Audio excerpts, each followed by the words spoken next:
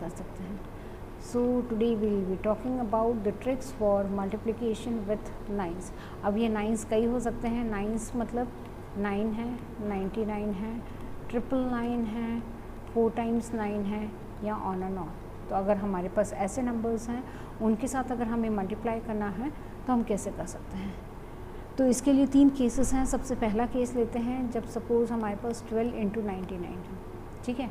अब यहाँ देखिए हमारे पास 9 जो है वो 2 है और जो 12 है जो वैल्यू हमें मल्टीप्लाई करनी है वो भी हमारी 2 है। तो अगर ये दोनों सेम हैं तो सबसे पहले क्या करेंगे, हम पहला प्रॉब्लम जो मैं आपको बता दे रही हूँ वो पूरे प्रॉपर कैलकुलेशन से बता दे रही हूँ। 12 - 1 कर देंगे, 12 - 1 कर देंगे तो ये आ जाएगा 11, ठीक है। और फिर क्या करेंगे 99 - 11, 99 जो हमारा वैल्यू है जिससे हमें मल्टीप्लाई करना है और जो हमने -1 किया उसको इससे सब्ट्रैक्ट कर लेंगे तो ये कितना आ जाएगा 88। इसका मतलब हमने अपने कैलकुलेशन को 2 पार्ट्स में स्प्लिट किया, लेफ्ट हैंड साइड और राइट हैंड साइड। जो ये हमारी 12 की वैल्यू है उसको 1 कम कर देंगे, 11 आ जाएगा और ये 11 को जो है उसको हम 99 से सब्ट्रैक्ट कर लेंगे तो हमारा आंसर क्या आ जाएगा 1188। क्योंकि आप देखिए अगर आप कन्वेंशनल मेथड से सॉल्व करेंगे तो पहले 9 का टेबल यूज़ करेंगे, फिर 9 का टेबल यूज़ करेंगे। जितनी बार आप 9 का टेबल यूज़ करेंगे उतने 9 की टेबल में आपको कैरीज जनरेट होंगे जिसके कारण कि हमारा कैलकुलेशन जो है बड़ा हो जाता है, ठीक है। तो इसका मतलब यहाँ पर ये जो ट्रिक है ये चीज़ आप ध्यान रखिएगा, ये ट्रिक तब अप्लाई होगा जब हमारे जो मल्टीप्लिकेशन है वो 9 से हो और दोनों में जो नंबर ऑफ़ डिजिट्स हैं वो सेम हो। इसका मतलब ये भी 2 हैं, ये भी 2 हैं। Okay, let's take another value. Suppose हमारा है 48 × 99। सिंपल प्रॉब्लम से करते हैं, पहले 2 डिजिट के लेंगे फिर 3 डिजिट के लेंगे।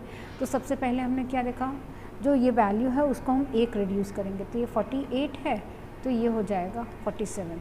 राइट हैंड साइड की अगर हम वैल्यू की बात करेंगे तो हमें क्या करना रहेगा 99 - 47 तो ये कितना आ जाएगा 32। तो यहाँ पर आप लिख दीजिए 32। तो आंसर क्या आ गया 4732। आगे बढ़ते हैं नेक्स्ट प्रॉब्लम की तरफ। सपोज़ हमारा है 136 × 999।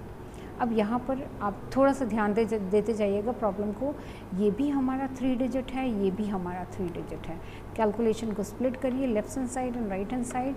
ये हमारा है 136, इसमें से 1 कम करेंगे तो ये हो जाएगा 135। तो लेफ्ट हैंड साइड हमारा आ गया 135। 999 में से 135 को सब्ट्रैक्ट कर लेंगे सो दैट विल बी 864। यहाँ पर आप लिख देंगे 864।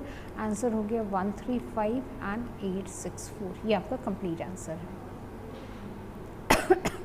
आगे बढ़ते हैं 1053। कोई भी रैंडम वैल्यू ले लें इनटू 4 टाइम्स 9, ठीक है। अब अगर हम यहाँ पर देख रहे हैं तो 9 हमारा 4 है, ये जो डिजिट है वो भी हमारे 4 है तो हम उसी पैटर्न में कैलकुलेशन कर लेंगे। 1053 है तो ये हो जाएगा 1052। लेफ्ट हैंड साइड आ गया हमारा 1052। अब उसके बाद है 4 9 है और 1052 को इससे सब्ट्रैक्ट करना है तो ये क्या आ जाएगा 8947। 8947। तो इसका मतलब ये जितने भी 4 एग्जाम्पल्स हमने देखे थे उसमें कंडीशन क्या थी कि जो नंबर ऑफ़ डिजिट्स हैं और जो हमारा नंबर ऑफ़ नाइन्स है वो सेम है ना। अब हम केस 2 पर आ जाते हैं। केस 2 में हम क्या देखेंगे, यहाँ से हम केस 2 स्टार्ट कर रहे हैं।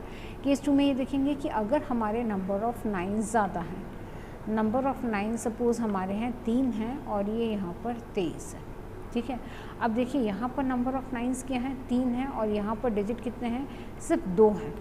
तो सबसे पहले इम्पॉर्टेंट क्या है कि इस डिजिट को नंबर ऑफ़ डिजिट्स को इक्वल करना।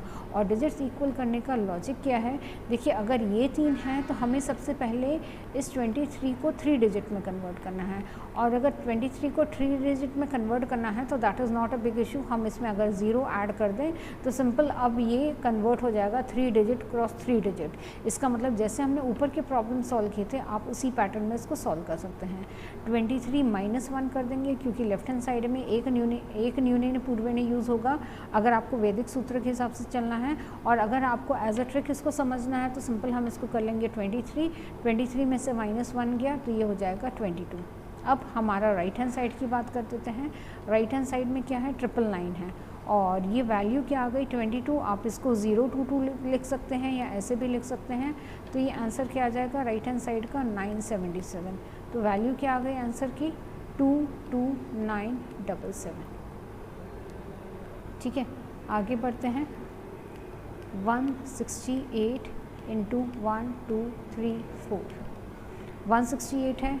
यहाँ पर हमारे 4 डिजिट हैं, यहाँ हमारे 3 डिजिट हैं। पहले इसको 4 डिजिट में कन्वर्ट करिए। हमने इसको 4 डिजिट में कन्वर्ट कर लिया। यहाँ ये हमारे 4 9 हैं। ठीक है, अब हम क्या करेंगे, 168 है, एक कम करेंगे 167 हो गया। अब यहाँ राइट साइड में क्या है, 4 9 है, 167 को सब्ट्रैक्ट कर लेंगे, आंसर क्या आएगा 9832।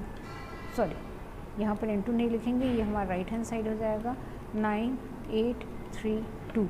तो आंसर क्या आ गया 167। अगर आप देखिए इसको कन्वेंशनली आप इसको सॉल्व करेंगे या ट्रेडिशनल मेथड से जो आप सॉल्व करेंगे तो डेफिनेटली हमारा आंसर इतना जल्दी नहीं आएगा।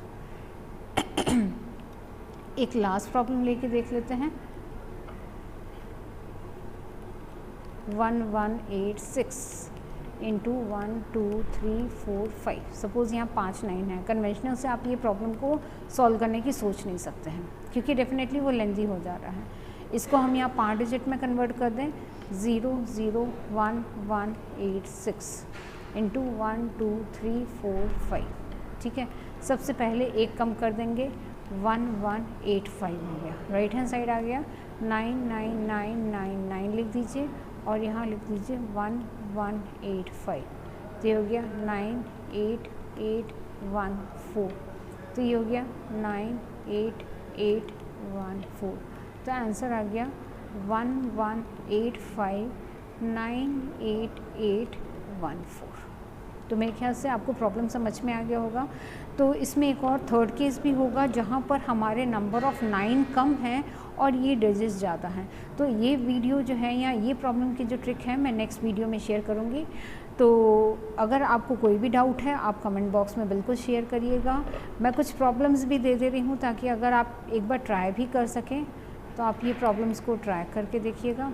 सपोज़ हमारा है 9999 इंटू 4444। सिंपल आप करके देख सकते हैं। रिपीटेड नंबर का पैटर्न है, आप उसके भी रिपीटेड पैटर्न से भी कर सकते हैं, 9 के प्रॉब्लम के लॉजिक के हिसाब से भी कर सकते हैं। दोनों में नंबर ऑफ़ डिजिट सेम है तो आप उसके अकॉर्डिंग भी कर सकते हैं। नेक्स्ट होगा सपोज़ 4831 इंटू 99999। ध्यान दीजिएगा ये 5 9 हैं, ये 4 नंबर हैं, ये 4 डिजिट हैं। तो इसको भी पहले आपको बराबर करना पड़ेगा, दोनों में नंबर ऑफ़ डिजिट्स आपको इक्वल करने पड़ेंगे, तब आप इस प्रॉब्लम को सॉल्व कर सकते हैं। ठीक है, तो आज का सेशन हम यहीं वाइंड अप करते हैं। Thanks a lot. Keep on viewing my channel, keep on subscribing my channel. अगर आपको कोई नई चीज़ सीखनी है तो आप डेफिनेटली कमेंट बॉक्स में शेयर करिएगा। And thanks a lot.